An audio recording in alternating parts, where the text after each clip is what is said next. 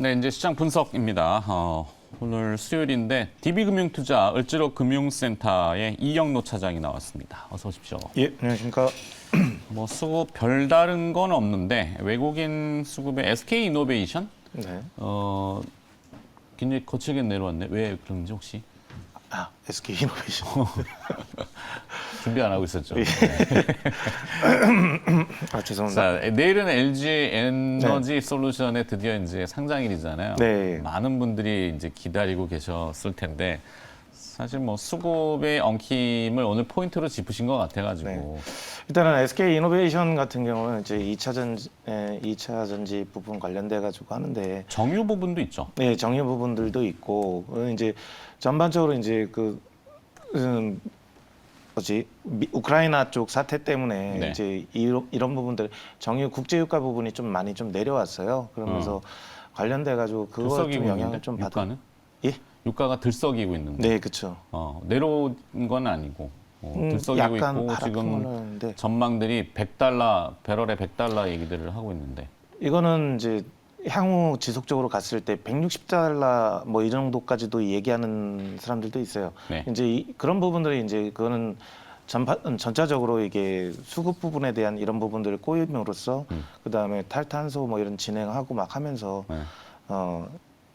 어쨌든 이게 환경세 부과라든지 뭐 이런 부분들이 겹치니까 네. 다 연계돼 가지고 좀 그런 예상을 하고는 있지만 현재로서는 지금 크게 단기 이슈에 일단은 움직임으로 보이는 거 있고요. 뭐 일례로 오늘 타이틀이 이제 약간 수급 공백이라고 예. 표현을 하셨잖아요.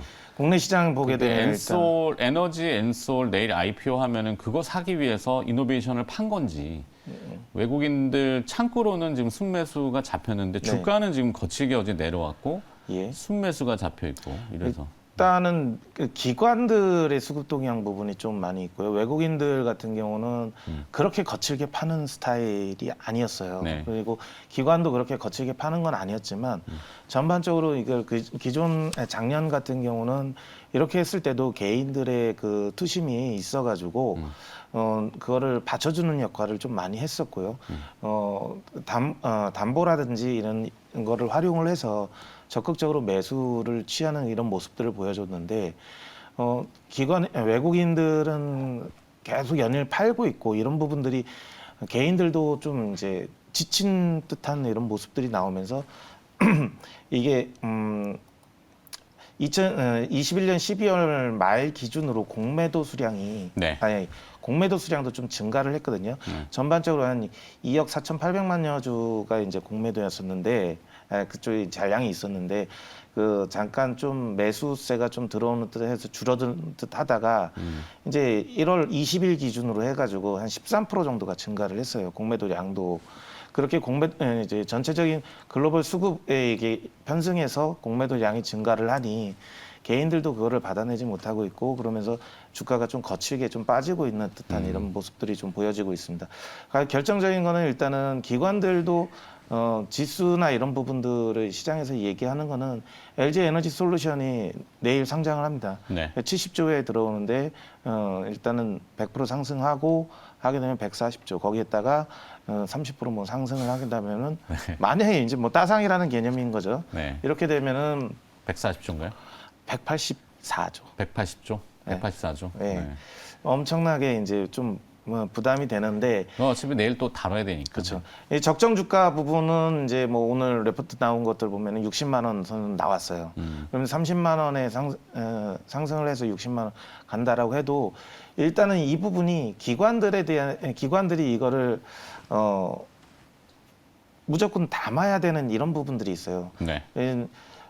국민연금 같은 경우도 이제 벤치마크를 잡는 게 코스피 200 기준이거든요. 어제 그 연기금도 주식을 팔았단 말이에요. 네. 그리고 또 이제 내일 IPO 들어오면 사겠다는 건지 예. 모르겠습니다. 지금 이건 저도. 살 수밖에 없어요. 네. 네. 기관이 이제 연기금이 이제 카카오뱅크 상장 초기에 보게 되면은 35일 동안 매수를 했습니다. 네. 근데 이제 카카오뱅크도 그렇고 카카오페이도 그렇고 지속적으로 이렇게 샀었거든요. 근데 그때 당시에도 카카오페이랑 카카오뱅크나 카카오페이 같은 경우도 좀 고점 이제 되게 많이 좀 오버됐다라는 얘기가 나왔어도 네. 어쩔 수가 없어요. 이게 벤치마크 대비 비교되는 지수 자체를 놓고 하게 되면은 그거에 궁극적으로는 대한 시간이 지나면서 결국엔 다 무너졌잖아요. 네. 이게 지나고 나서 이제 무너지는 건데 이것도 마찬가지입니다. LG 에너지 솔루션도 결국은 일단은 시장에서 담아야 돼요. 그러면은 140조 가까이 되는 그런 종목이 들어옵니다. 그러면 네.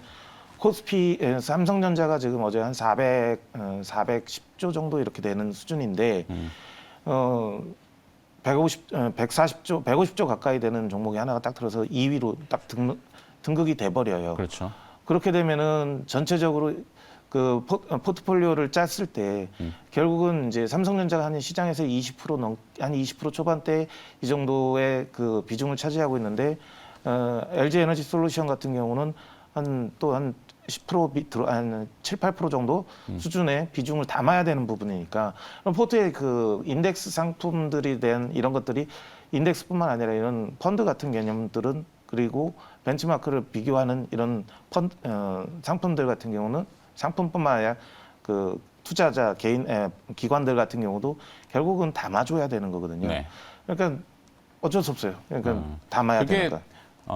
펀더멘탈을 고려한 게 아니라 그냥 수급이죠. 수급. 예, 수급. 네.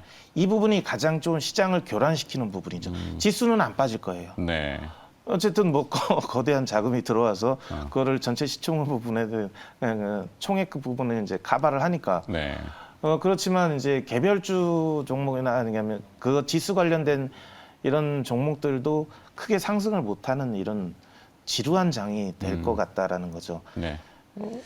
이게 근데 또 LG 에너지 솔루션이 수량이 많은 것도 아니에요. 네. 그러니까 또 더더욱 이제 좀 심해지는 이런 상황으로 어디서부터 가는 겁니다. 꼬인 거예요, 도대체? 이게 이제 국내의 예전에 좀 이제 그 기업들을 좀 도와주기 위해서 물적 분할에 대한 이런 부분들에 대한 것들을 혜택을 좀 주고 했는데 우리가 지금 매번 얘기하는 그 더블 네. 카운팅에 대한 얘기죠. 네. 미국이나 선진국들은 네. 쪼개는 거에 대해서 두 가지를 다 인정하지 않는데 네. 우리나라만 두 개를 인정해 주는. 네. 이게 이제 잘못된 부분이고 그래서 이 부분에 대해서도 이제 한번 손을 보겠다라는 이야기도 이제 나오곤 있지만 네. 일단은 이게 지금 정권 당장 말기에 또 터졌어요. 공백이란 말이에요. 예, 그렇죠. 네. 예, 지금 당장은 그걸 뭐 바로 오늘 당장 그거를 한다고 할 수도 없는 거고. 문제는 2월 달에 네. 또 하나의 IPO가 있잖아요. 네. 현대 엔지니어링이. 네. 그때 되면 또 이럴까요? 설 연휴 지난 다음에? 이거만큼 시총이 크지 않기 때문에 타격은 덜 하겠죠. 네, 알겠습니다. 넘어가도록 하죠. 네. 깊게 알겠- 들어가 봐야 뭐. 자, 그러면 또 뭐 별다른 수급의 특징은 없는 것 같고, 그죠? 그래서 이게 이제 전반적으로 이제 보게 되면은 LG 에너지 솔루션이 이제 락업 물량이 6개월 정도 후에 풀립니다. 그러면은 그 전까지에 대한 이런 부분들이 좀 재미도 없을 것 같고, 네. 뭐 시장이 크게 이제 글로벌 이슈나 이런 부분들도 가기 때문에 급반등하거나 이런 부분들도 별로 없을 것 같고. 또 하나 제가 좀 우려되는 건 제가 이렇게 좀 시장을 좀 안 좋게 보고 이미 뭐 이런 증시 말하면은 발작.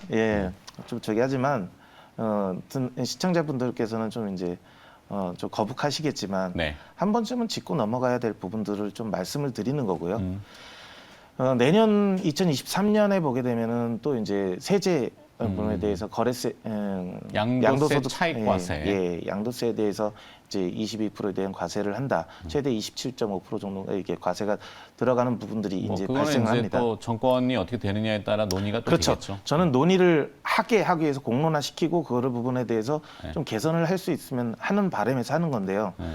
네. 만약에 이 부분이 계속 진행이 된다라면은 기존의 다른 국가들이나 이런 것들을 봤을 때 이런 부분들을 도입했을 때 되면은 주가 하락이 좀 컸어요. 시장이 죽어요. 네. 시장이 죽어버리기 시간이 때문에. 확 죽고 또 이중과세에 대한 이런 논란도 분명히 존재를 합니다. 뭐 예. 지금 단계에서 알기는 좀 그렇고. 네, 어쨌든 이런 자, 그거를 부분들을 그래갖고 조금 예. 오늘 준비한 그 순서가 있으니까 네. 내용이 있고 스펙을 워낙 또 전문적으로 많이 하시니까 스펙 얘기 좀 해주세요. 예, 제가 그래서 이런 이제 상황들이 있으니 어쨌든 우리가 보수적으로 조금 접근을 하는 방법하고 그러면은 이제 시장에서 어쨌든 우리는 또 주식을 사기도 하고 이렇게 네. 해야 되는 부분들을 했을 때 스펙 2월달 이제 스펙에 신규 상장하는 이런 기업들을 스펙을 한번 노려보는 것도 나쁘지 않겠다. 뭐 한때 스펙이 이제 이영무 네. 차장이 언급하고 유행처럼 네. 뭐 묻지마 투자도 있었고 묻지마 네. 시세 분출도 있었지만 뭐 또 그렇게 된다는 건 아니더라도 네.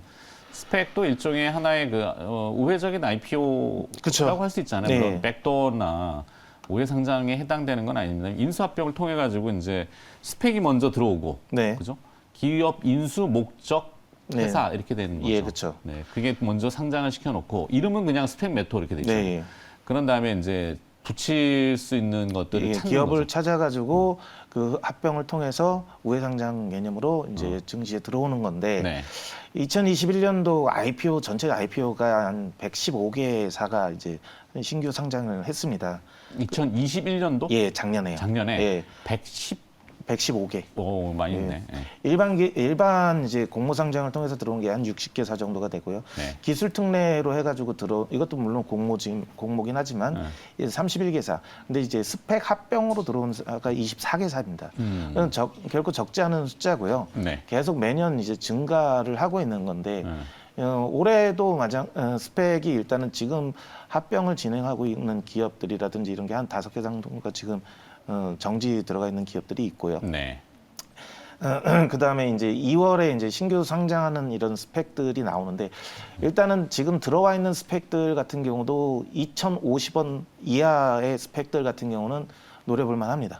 어쨌든 네, 만기까지 여차하고 들고 간다고 하더라도 네. 원금은 일단은 확보할 수 원금 있으니까 플러스 예, 이자. 소정의 이자. 아. 네, 그런데 우리가 2월달 공모에서 들어오는 스펙이 3개가 원금은 이제 있습니다. 2,000원 기준. 네, 무조건 2,000원으로 들어오니까요. 3개가 있는데 이 부분들 같은 경우도 이제 보시게 되면은 기관 청약 들어가는 게 있고 네. 일반 주주들 그때 이제 기관 청약 끝나고 일반 주주들 이렇게 들어오는 게 있고 100% 다 일반 공모를 하는 이런 스펙들도 있는데요. 이자율 같은 경우는 1%에서 1.5% 정도 사이를 지금 제시를 하고는 있습니다. 근데 네. 지금 금리 인상이 예상되고 있지 않습니까? 금리 인상기. 예. 예. 그러면 이제 금리 인상이 되게 되면 그거에 대한 이자율도 계속적으로 조금씩 더 늘어나거든요. 변동으로 주나요? 예, 약간씩. 픽스 고정된 건 아니에요. 예. 이게 이제 약간 좀 올라갈 부분이 있기 때문에 연간적으로 보게 되게 그러니까 3년 동안 투자했을 때 지금 공모에 들어와서 3년 동안 하게 되면은 예상되는 게 한 2,100원에서 2,100원 정도 평균적으로 이제 지금 화면에 나오는 저 보게 되는데 스펙들 보면 끝에 부분에 배정 비율이라는 게 네. 있잖아요. 이 배정 비율은 뭔가요? 제가 아까 말씀드렸듯이 이제 기관 한국 15하고 SK증권 같은 경우는 일반 주주들 이제 한테 25% 배정이 돼 있습니다. 25%를 배정을 해서 공모를 하고요. 나머지 75%는 기관 배정으로 들어가는 겁니다. 네. 예, 그다음에 IBK 17호 같은 경우는 이제 100% 다 일반 공모를 통해서 2,000원에 다 한. 예, 그렇죠. 어. 그래서 이런 식으로 해서 들어오는 기업들을 한번 해가지고 일정의 자금은 안정적으로 좀 빼놓고 이게 작년에도 24개사가 들어왔다고 하지 않습니까? 그러면은 이제 앞으로 계속적으로도 스펙에 대한 이런 상장 기업들이 많을 텐데 이게 이제 상장됐을 때에 대한 이런 프리미엄도 얻을 수 있는 부분들이 있기 때문에 한 번쯤은 이제 일정 부분의 자산은 이렇게 포트폴리오를 구성해도 괜찮지 않을까 이렇게 좀 보여지고 있습니다. 네. 자, 정리하자면은 증시 변동기에 극심한 변동기죠. 네. 네, 뭐 증시 텐트럼이라고 발작이라고 표현을 하는데 뭐 네. 한때 이제 금리 텐트럼, 금리 발작 이렇게 하던 게 이제 주식 시장으로 옮겨와 가지고 지금 네. 뭐 들쭉날쭉하는 게 너무 종잡을 수가 없기 때문에 물론 우리 시장 전체적으로는 다 연초부터 좀 무겁게 흘러내리고 그렇죠. 조정폭도 깊고 이럴 때는 조금 안정성이 답보되는 네, 그렇죠. 스펙. 예. 일단 원금 2,000원에 네.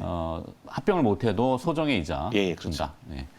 근데 운 좋으면 이제 합병해가지고 오를 수도 있고. 예, 그렇죠. 뭐 그거는 근데 모르니까. 뭐 이제 그러니까 뭐 3년 동안인데 그 안에 1, 2년 안에 뭐 이제 이런 부분들이 이슈가 발생해서 주가가 올라가게 되면은 그 시장에서도 또 빠져나올 수도 있는 부분들이 있으니까. 알겠습니다. 자, 오늘 뭐 대충 수급 얘기 좀 들어봤고요. 그다음에 이제 스펙 전문가 이미지가 이제 뭐 혹시 또 스펙에 별다른 또 내용이 있으면 다음 시간에 한번 더 예. 추가를 해주시기 바라겠습니다. 네, 알겠습니다. 네, 자 DB금융투자 얼지로 금융센터 이영노 차장이 수고해 주셨네요. 고맙습니다. 네, 감사합니다.